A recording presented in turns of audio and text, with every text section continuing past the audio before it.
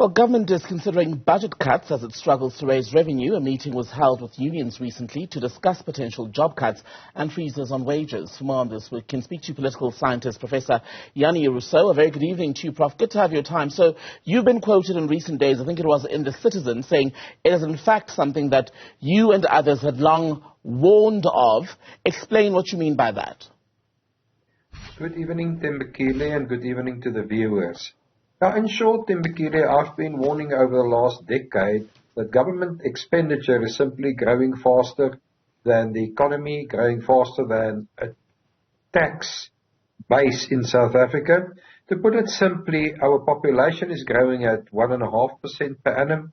Our economy is growing at less than 1% per annum. So I've predicted over the last decade with my colleagues that the government is going to run out of money to continue with all its spending initiatives. Mm-hmm. And when you say then it's time to stop spending, how does government decide what to stop spending on? Because, for instance, on the issue of freezing positions or freezing increases, etc., Labour has already said if that happens, well, they're willing to lead a mass program of industrial action that will even see a collaboration between the two largest federations, COSATU and SAFTU.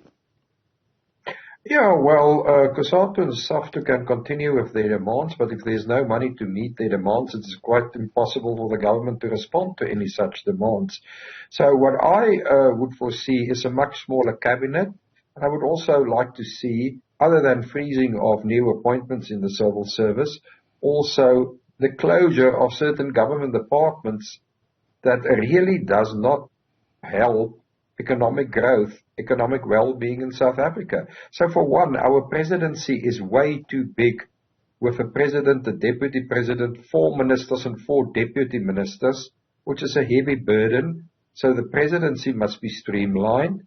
And in the process, there are quite a number of government departments that should simply be closed because they do not add value to average South Africans and to the well-being of average South Africans. And then I should also hasten to add that government should have rid itself from non-performing state-owned enterprises a long time ago. But which departments would have to go away or be done away with in order to achieve the streamlining, and how do we then gauge which is more useless than the other, if you will? Well, I've never seen the Department of Small Business Development helping any small businesses or developing any businesses, to give one example. I also have no idea why we have a Minister of Women, Children and People with Disabilities and how that ministry helps any of the people in its name, to give 2 obvious examples. At the same time, I've said probably 6 or 7 years ago that the government should simply give away SAA because it's a vanity project that we can no longer afford. And over the last 7 years, this government has given SAA probably 35 billion rands that could have been used to improve the living of ordinary South Africans. The same applies to the Nel. Just get rid of it. The same applies to Mango. Simply get rid of it. Why do the government want these vanity projects and keep them afloat at the expense of South African taxpayers? It makes no sense. So this is where we should focus in our quest to reduce government expenditure. The reality, though, is that when these decisions are made, it's about more than just the economy. We all know that there are political considerations as well, even in the assembling of a cabinet, for instance, where whoever wins the conference of the ANC, for example, may have certain people they want to reward for their support, etc., whichever faction helped to propel them to power, and the rest of it. Do you think that from what you've said, they're likely to go perhaps with another option that would have less of a political impact or consequence, i.e. something that would not upset the others in the party, the ANC, and would not rock relations with Labour? Well, Tembekile, all decisions have consequences, whether it's in government, whether it's in cabinet, whether it's in the private sector, whether it's in private households. Decisions have consequences. And all of us have to take decisions based on our financial ability to perform certain functions and to do certain things.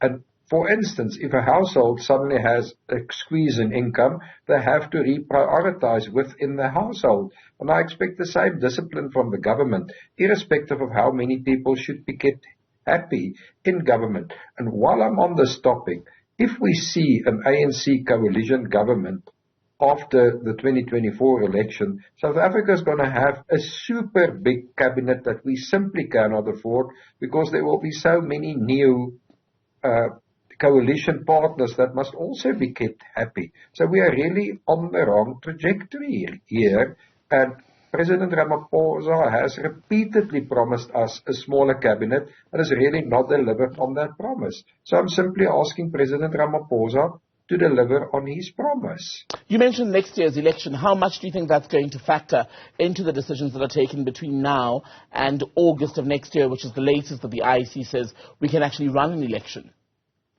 All decisions between now and then will only be taken based on the election, with the election in mind.